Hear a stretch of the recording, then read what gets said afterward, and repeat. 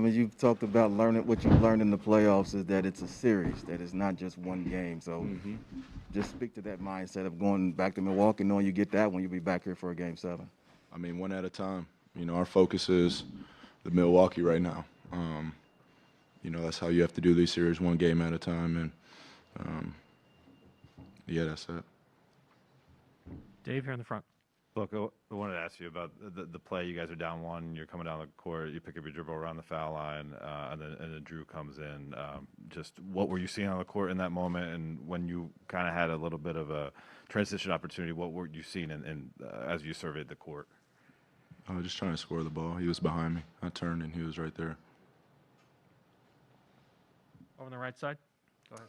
Hey, Devin.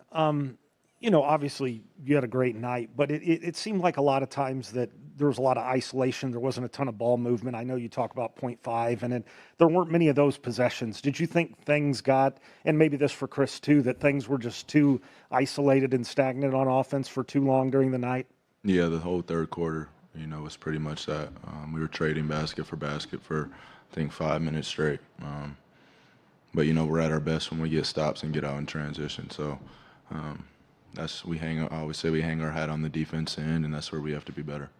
And Chris, what did you think about just kind of the ball movement? And did you feel it got a little stagnant at times? Yeah, it definitely did, especially in that second quarter when I was out there. We talk about it all season long. We've been a ball movement team, and you know sometimes the switching can cause you to do that. You know, we exploit it at times, but sometimes we don't. We'll go back and look at the film and see what we could have did better. Gina?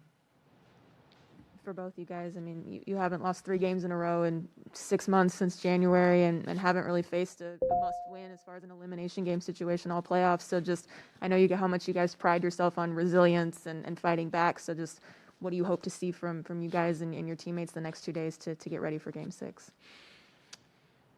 Just embrace it. Yeah. You know, we knew this wasn't going to be easy. We didn't expect it to be, and I mean, it's hard. You know, Coach said it all year long. You know, everything we want's on the other side of hard, and it don't get no harder than this.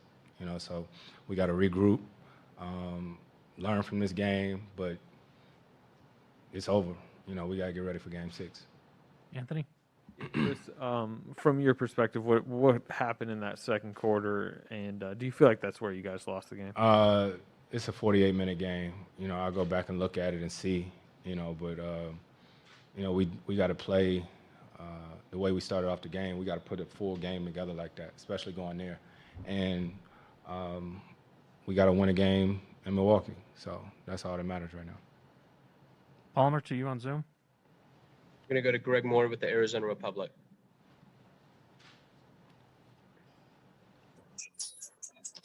Thanks, fellas.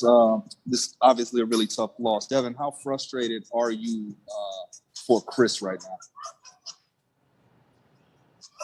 now? Next question, please. Dwayne, over on the right side. They obviously shot the ball from 3 well. Was that just a matter of them making shots, or would you feel like the defense, was it more of them, or was it more of how you guys were defending the 3 tonight? I think we got to, you know, impose our will.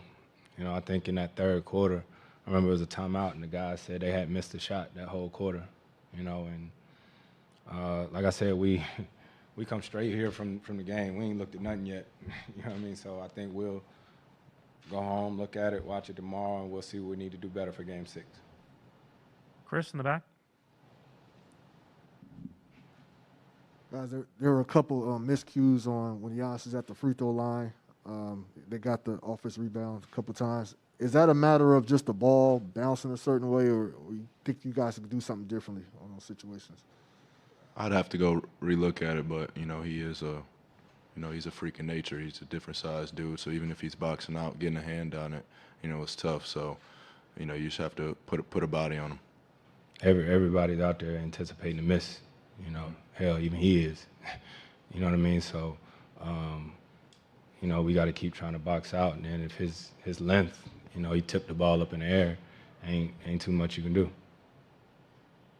All right, thanks, guys. Sure.